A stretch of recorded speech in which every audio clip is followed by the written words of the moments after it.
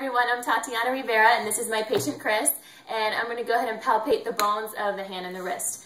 Chris already gave me consent to go ahead and palpate, so we're just going to go ahead and start. Okay, so I'm going to go ahead and take his arm here. The first bone I'm going to find is the pisiform. Okay, so I'm going to go right along the ulnar side here, and then as soon as I feel this bony prominence here, that's the pisiform. Okay, the pisiform sits right on top of the triquetrum.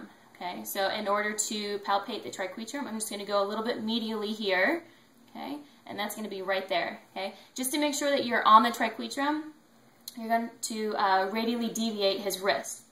So I'm going to go ahead and go this way, okay, and then the triquetrum is going to protrude right underneath my thumb, and then I'm going to feel the bone coming out right there. So that's right when you know that you're on the triquetrum. If you ulnarly deviate, it's going to go away, okay. So to feel it, you want to make sure that you're radially deviating the wrist in order to feel that bone, okay. I'm going to turn his hand over here. The next bone we're going to find is the capitate, okay. I feel if you find the capitate first, you can pretty much palpate any other of the carpal bones on top, okay. So first I'm going to find his third digit, okay. So then from here, I'm going to go through the third metacarpal all the way to the base of the third, okay? And then right there is the capitate bone. To make sure you're on the capitate, you're going to go ahead and you're going to extend the wrist here, and there's going to be a little divot in that area, okay? And then if you're going to flex the wrist, then capitate protrudes right there underneath your thumb, okay? So then once again, when you extend, you're going to feel the divot, and then when you flex, you're going to feel the protrusion right there of capitate. Okay. From here, you're just going to go laterally, and you're going to feel hamate. Okay. So right there is hamate. Another way you can find hamate is going from the fourth metacarpal, going all the way to the base of the fourth, and then hamate is right there as well. Okay. Next, we're going to find the first carpometacarpal joint. Okay. So I'm going to go ahead and turn his wrist this way. Okay. There's one of two ways you can find this. The first way, just going and palpating all the way through the base of the first metacarpal bone.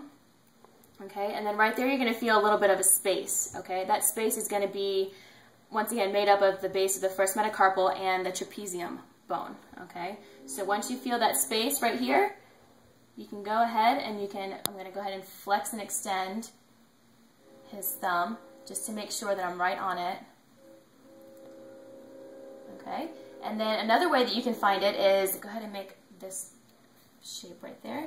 Okay, right here you can see that the base of his metacarpal is right here, okay, and then that space right there is the joint as well, okay, and then once again to make sure that you're on it, go ahead and flex and extend the thumb, and I can feel that space right underneath my thumb, okay, and then next is going to be the trapezium, which once again it lies right underneath, okay, that lies right there, and then right next to the trapezium is going to be the scaphoid, okay, so I'm going to come right along here, okay. One way you can find the scaphoid to make sure you're right on it is you're going to, opposite of what you did for the triquetrum, you're going to ulnarly deviate. So we're going to go this way, and then I can feel the bone protruding underneath my thumb that way. Okay. If you radially deviate, then it goes away from me. Okay. All right. Also, to find the scaphoid, what you can do is go ahead and extend your fingers just like that. Right here is the snuff box. Okay. The base of the snuff box right here is made up of the scaphoid. So once you see that, it's going to be the floor of the snuff box, and then you'll know that you're right on the scaphoid as well. Okay, go ahead and relax. All right, next we're going to find the 5 metacarpal bones. Okay, so from right here, very easily palpable. You're starting from here on the first digit, and you have the first metacarpal bone right there. Okay, on the second digit, all along here. Then the third digit, all along here is the third metacarpal. Then you have the fourth metacarpal along here, and then you have the fifth metacarpal right over here, okay? Another way you can do it too is just to move the bones just like this, and then you can really see them and feel them individually as well, okay? And then the last thing we're going to find is the 14 phalanges. So I'm actually going to go ahead and have Chris make kind of a bear claw for me. Okay, and then from here, the second, third, fourth, and fifth digits, they have 3 phalanges, okay? So you see right here, you have the proximal phalange, the middle phalange, and the distal phalange, which is the fingertip, okay? The same here with the third digit, you have proximal, middle, and distal. Here on the fourth digit, you have proximal, middle, and distal phalange, and then here on the fifth digit, you have proximal, middle, and distal phalange.